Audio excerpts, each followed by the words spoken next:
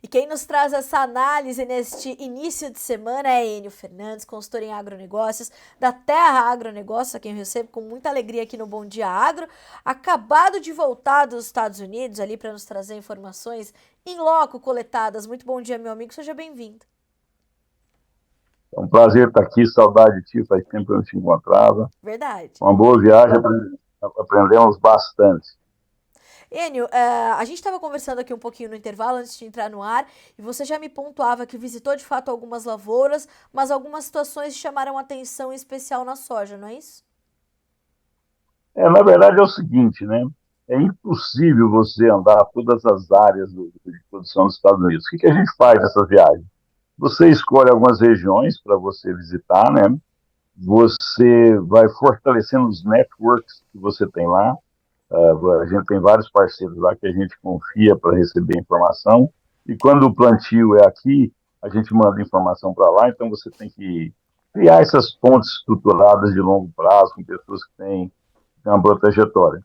Agora, falando especificamente da soja, eu não sou mais inteligente que o mercado é mais inteligente que todos, né? Eu até estou decepcionado, esperava altas mais fortes na cultura da soja em Chicago hoje. Choveu bastante em Ohio, Minnesota, Indiana, Iowa.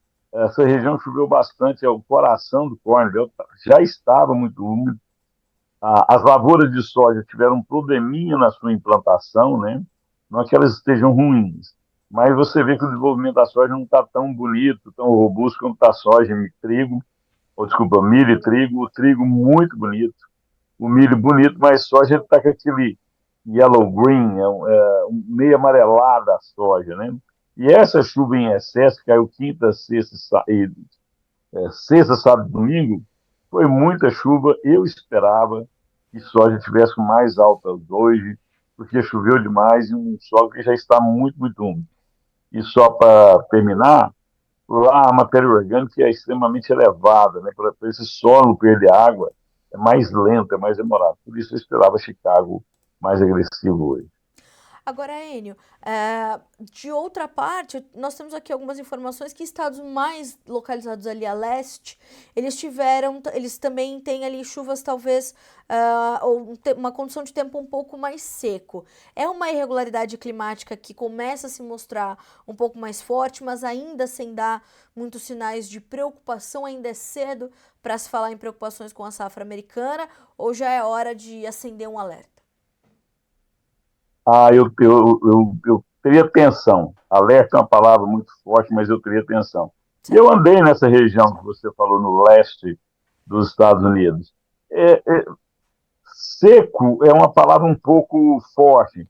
Está com um pouco menos de chuva, mas está muito nublado essa região. Se você olhar os mapas de clima de lá, você vai ver que essa região ao norte, noroeste dos Estados Unidos, está mais frio e está nublado, né? Isso atrapalha o desenvolvimento da cultura.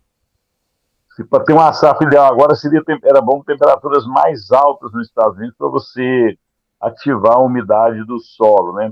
No final do dia, chuva, um americano tem uma frase importante, o mercado tem uma frase importante que fala o seguinte: chuva faz grão.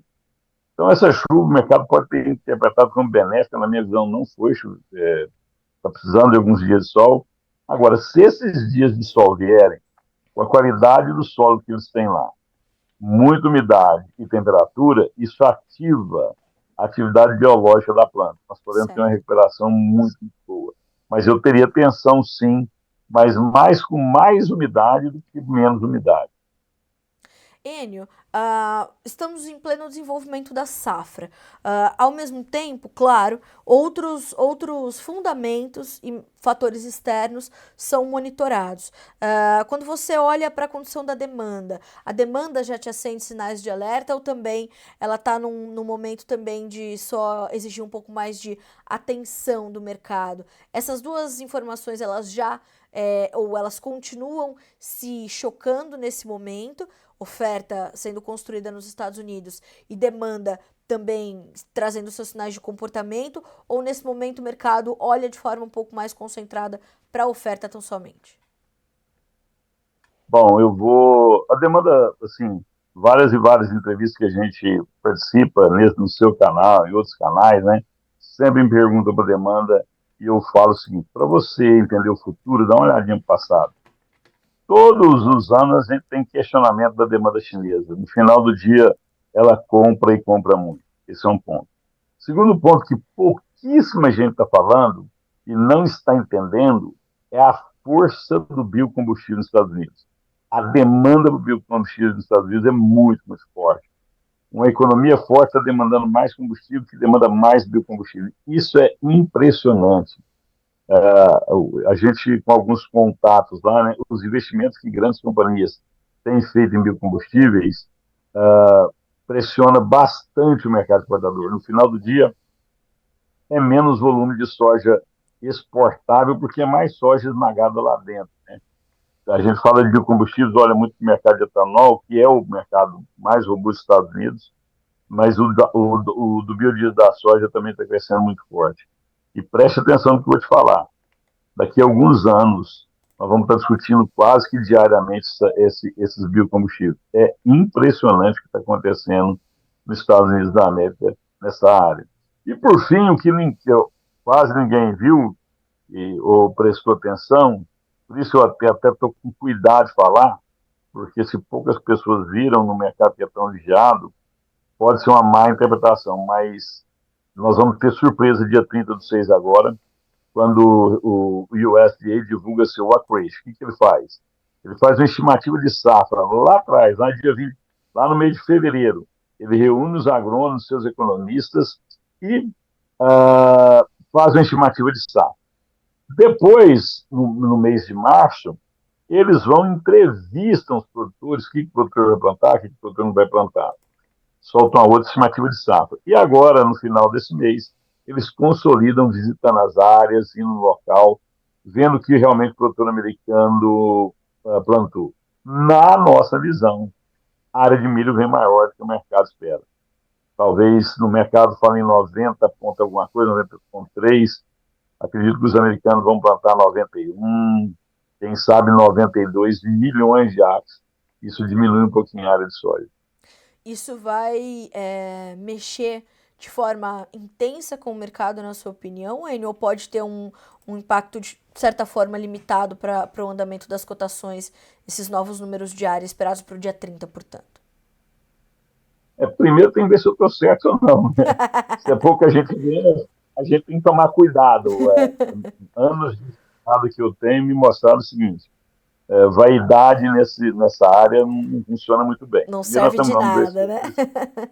não serve de nada. Serve para você escorregar nas cascas de banana. É Né? verdade. Primeiro nós vamos ver se eu estou certo. Se for 92 milhões de acres, o mercado sim vai especular, ele vai dar um overshoot, desculpa, ele vai dar uma subida alta no dia, depois pode acalmar, porque vão olhar a oferta e demanda, estoques finais, e se o americano colher alguma coisa perto de 119, não for 123, 119, 120, também é uma boa safra. Mas pode ter oportunidade a 30. Recomendo aos operadores de mercado, aos traders, aos produtores rurais, muita atenção no relatório de 30. Podemos ter surpresas, podemos ter um overshoot aí para a soja, um ralizinho na soja, e quando a gente anda no campo nos Estados Unidos, falando com várias pessoas lá, de várias regiões, repetindo, é impossível você andar todo o Corn Belt, todo os Estados Unidos, é impossível você andar no Brasil inteiro, poucas empresas têm essa estrutura para andar no Brasil inteiro. Então você tem que ter pessoas confiáveis, com reputação de mercado há muito tempo, para você construir sua ideia. Estou achando que a área vem um pouquinho maior, Carol. Acho que nós vamos ter uma surpresinha aí. Enio, agora, esses cenários confirmando, esse ralizinho se mostrando, você entende que é uma oportunidade para o produtor que pode lá na frente encarar não só, talvez, né, futuros mais baixos negociados em Chicago, mas principalmente alta volatilidade? Então, esses repiques que o mercado possa apresentar, eles devem ser aproveitados pelo produtor brasileiro? Excelente seu ponto. Devem, se a gente olhar no final de maio, começo de junho, nós tivemos soja, estou falando já para março, mais vem 12,30, 12,20. foram onde foram os melhores momentos em Chicago. Quem opera só com Chicago, para depois pagar prêmio, dólar e bases, fez uma boa decisão ao vender lá, né? Hoje está com um resultado no bolso. O dólar tem dado oportunidades ao Brasil, aos produtores brasileiros. Lembrar que a grande maioria dos produtores brasileiros só operam em reais, só devem em reais, operam muito pouco em dólar. Então, ralis da moeda norte-americana ajuda a precificação lá para frente. E qualquer rally de alta tem que ser aproveitado. Primeiro porque as projeções são de uma boa safra nos Estados Unidos. Eu estou falando que a soja americana não está fantástica, mas é uma boa soja. E se realmente eles escolherem 120 milhões de toneladas, nós vamos estar construindo um estoque mais alto. Aí a gente olha para o Brasil. E aqui eu tenho muita preocupação. O número do USDA de 169 milhões de toneladas, até aproveitando, né? Eu tive uma reunião muito boa, 2 dias seguidos. Na verdade, eu estava no Congresso, que a gente ficou muito próximo do Marco. O Marco, ele é o meteorologista-chefe do USDA, do Departamento de Economia. Legal. E a gente conversou longamente sobre como o USDA faz essa captura de dados, de informação, imagens de satélites. O USDA conversa muito com a Conab aqui no Brasil, com a Conab aqui no Brasil. Ele tem várias fontes, não é uma fonte só, e usa dados matemáticos. Né? Por que eu estou relatando isso? É possível que a gente colhe os 169 milhões de toneladas que o USDA está falando que o Brasil na próxima temporada possa colher. Podemos colher até 170. Se isso realmente acontecer, é muita soja. Nós estamos pouco vendidos para 2025. Aí a gente chega lá na frente com pouca soja vendida, na boca da safra, precisando de espaço, nós podemos ter cenários preocupantes para os produtores. E você não tomar decisão nenhuma, segurar até o último momento, é uma decisão que pode ter consequências muito desastrosas. Sim. Nós vimos o que aconteceu nos 2 últimos anos, né?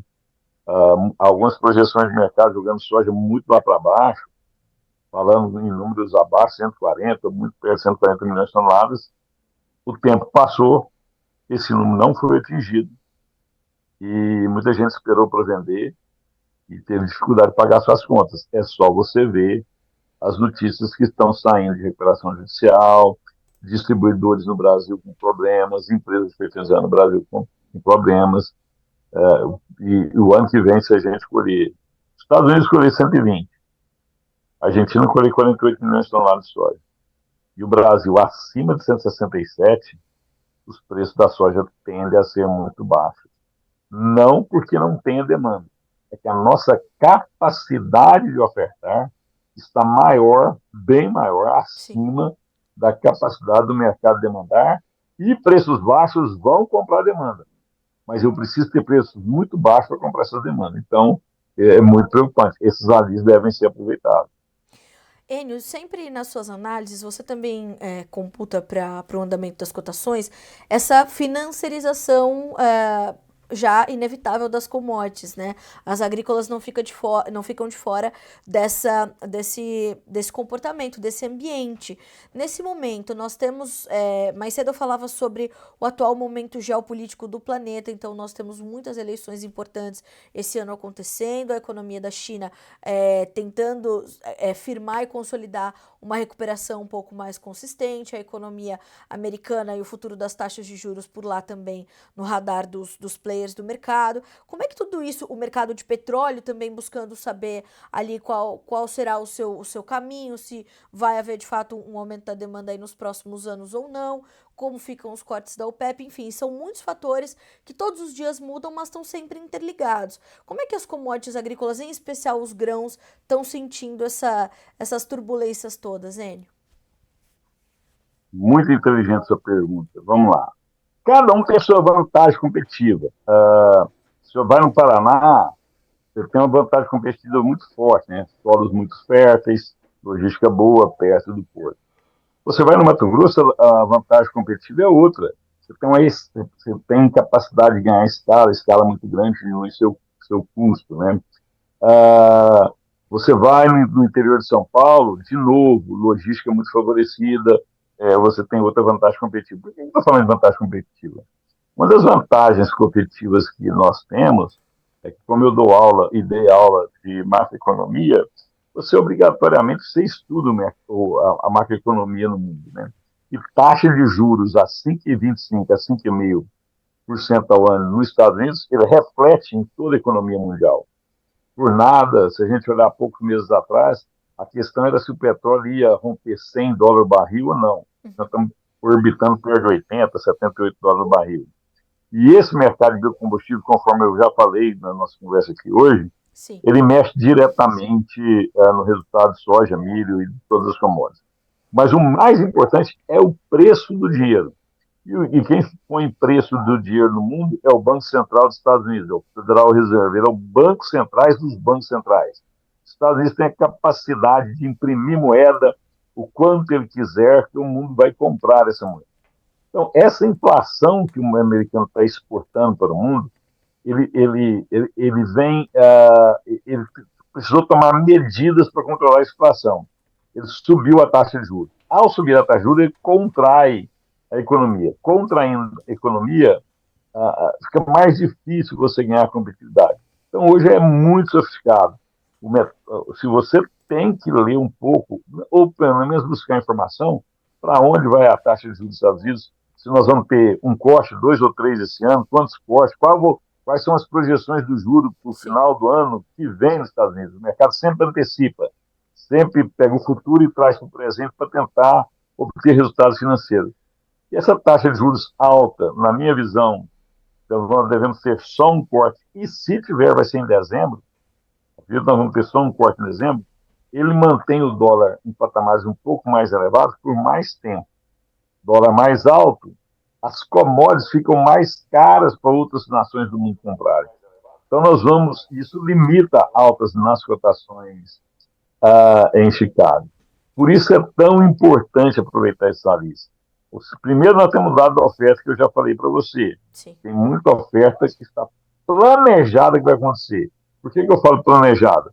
Porque no final do dia a mãe natureza é que vai mandar, né? Mas se nós tivermos 120 lá, alguma coisa perto de 120 nos Estados Unidos, perto de 167, 170 no Brasil, e 48 na Argentina, ou perto disso na Argentina, é uma grande oferta que é maior que a capacidade de demanda.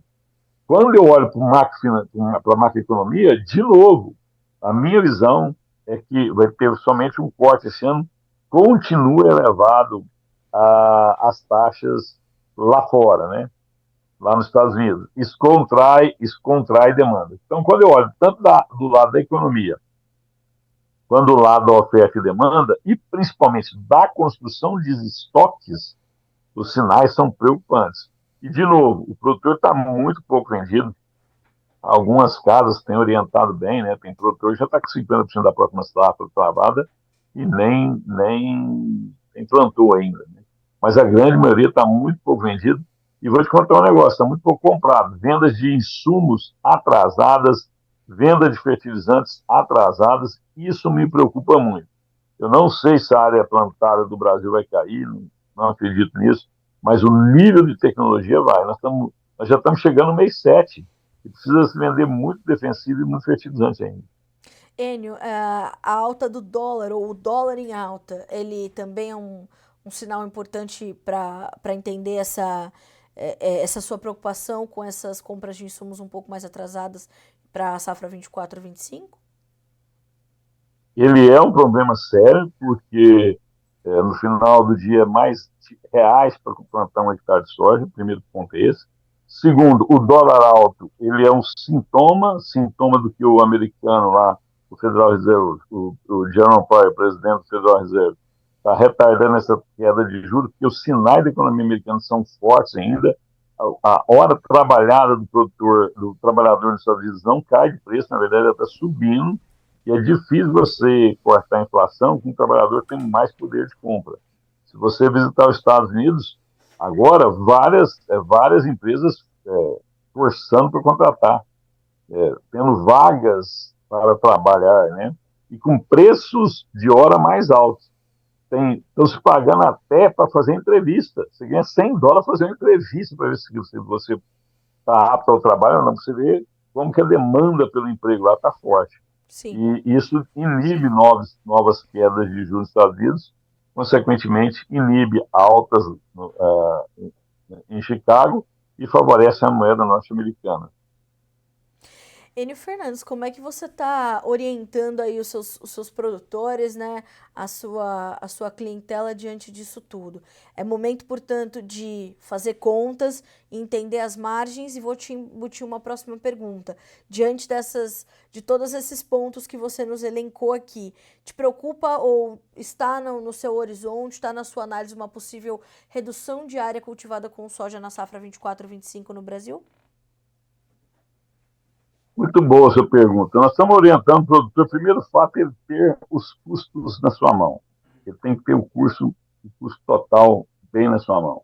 Quando eu falo custo total, com preço do arrendamento, com preço de depreciação, o custo real, né? Não esse custo imaginário que muita gente publica. Porque no final do dia eu preciso pagar minhas máquinas, eu preciso remunerar meu capital, remunerar minha terra.